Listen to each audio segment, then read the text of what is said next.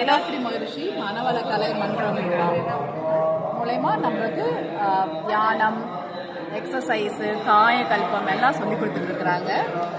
இல்லந்தோறும் மனவள கலை போயிட்டுருக்குது. ஒரு மினிமம் ஒரு 5 பேர் வந்து நீங்கள் சேர்ந்தீங்கன்னா ஃப்ரீயாகவே சொல்லிக் கொடுக்குறாங்க. இந்த காலத்துக்கு ரொம்ப தேவையான பயிற்சி உடல் நலமும் மன வளமும் தான்.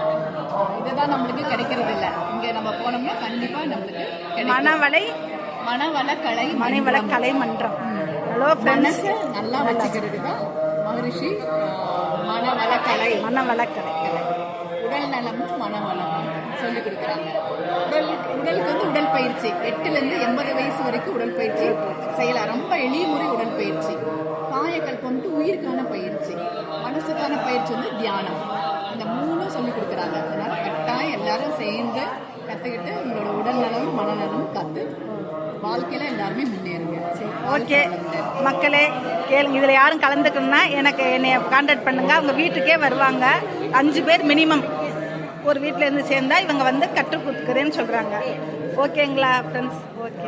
ப்ளஸ் அக்குபஞ்சரும் நான் படிச்சுட்டு இருக்கிறேன். கம்பம் அகாடமி ஆஃப் அக்குபஞ்சர்ன்ட்டு இது ஒரு 1 இயர் டிப்ளமோ கோர்ஸ். இது வந்து மருந்தில்லாத வைத்தியம், நம்ம முன்னோர்களோட வைத்தியம் மாதிரி. இதில் மெயினாக வந்து அக்கு டச் எல்லாம் பாயிண்ட்ல ஒரே ஒரு புள்ளியை வந்து தூண்டுறதுனால நம்மளோட உடல் உறுப்புகள்லாம் ஆக்டிவேட் ஆகுது. நம்ம மருந்து மாத்திரை எதுவுமே தேவையில்லை. நோய் வந்து எதுக்கு வருதுன்னா நம்ம உடம்புல தேங்கி இருக்கிற கழிவுகள்னால தான். இப்போ இந்த கழிவுகள் வந்து இந்த டச் கொடுக்கும்போது நீங்கி உடல் உறுப்பு நல்லா வேலை செய்யும். இது வந்து ரூட் காஸ், நம்ம உடலில் என்ன நோய் இருக்கோ ரூட் காஸ்லேயே நம்ம போய் வேலை செய்யும். இந்த எனர்ஜி மாற்றம் வரும்போது கெமிக்கல் சேஞ்ச் நடக்கும். கெமிக்கல் சேஞ்ச் நடந்துச்சுன்னா உடல் மாற்றம் நடக்கும்.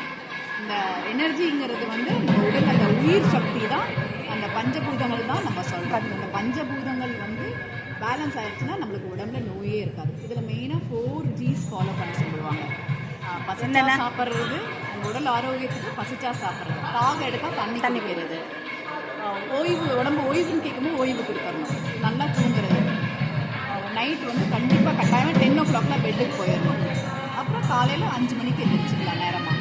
இதெல்லாம் நம்ம ஃபாலோ பண்ணாத போது தான் உடம்புல நோயாக வருது. நைட் நல்ல தூக்கம் வரும்போது உடம்பை தன்னைத்தானே புதுப்பிச்சுக்குது. அதை நம்ம டைம் கொடுக்குறது இல்லை. ஸோ இதை ஃபாலோ பண்ணாலே உடம்புல நோய் இல்லாமல் இருக்கும். ஆனால் அக்குபஞ்சருங்கிறது நம்ம பழங்காலத்து வைத்தியம். கிட்டத்தட்ட 8000 வருடங்களுக்கு முன்னாடி சீனாவிலேருந்து கற்றுக்கிட்டு வந்தாங்க. இப்போ நம்ம இந்தியாவில் வந்து தஸ்லூர் ரஹ்மானும் சித்திக் ஜமால் டாக்டர்ஸ் தான் நம்ம ஃபாதர் ஆஃப் இந்தியன் அக்குபஞ்சர் இந்தியாவில்.